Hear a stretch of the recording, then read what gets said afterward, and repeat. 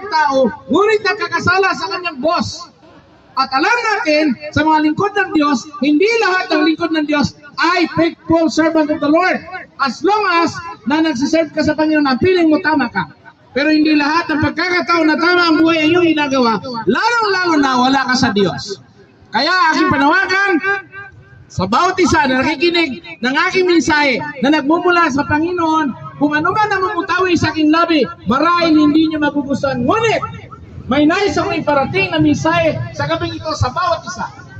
Na ang buhay ng tao ito na aking babanggitin sa unang pangalan ni Apostle Paul, pangalawa kay Philemon na isang mayaman na tao na ako ni Onesimus. Ngunit magpoconcentrate ako sa buhay ng isang tao na si Onesimus na katulad sa ating mga tao na makasalanan.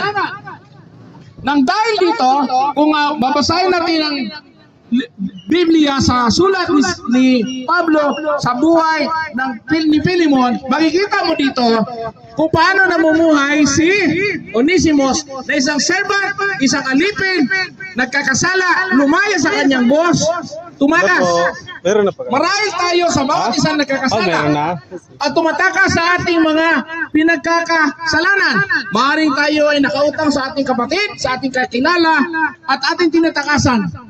Ngunit ang magandang take dito, ang subi natin, ang baro natin sa buhay ni Onesimus na hindi masyado marahil tinatanggit. Hello, kaway-kaway.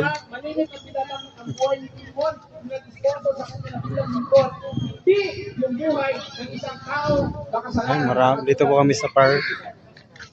May God's grace. Dami pong nakikinig. Dami pong nag-attend. Glory to God.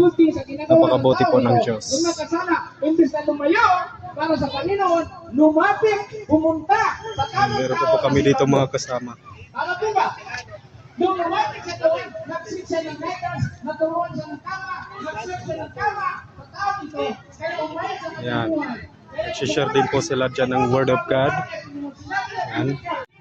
Ang puto ng gospel ng Misay kagabi ito. Hallelujah.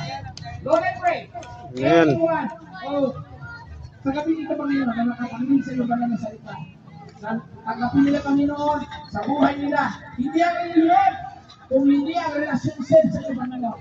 Tanggapin kanila, O Diyos, bilang Panginoon at tagapagligtas sa kanilang buhay. Sa lahat po na naniwala sa iyong panalangin at tumanggap sa Panginoon at tagapagligtas sa kanilang buhay. Ito po ang panalangin na sa iyo. Amang banal, aking pinapanalangin ang lahat na nakikinig sa mensahe na tumanggap sa iyo bilang Panginoon at tagapagligtas. Aming dalangin, maghiwalay man kami sa gabi nito at tanggap po sila ng pagpapala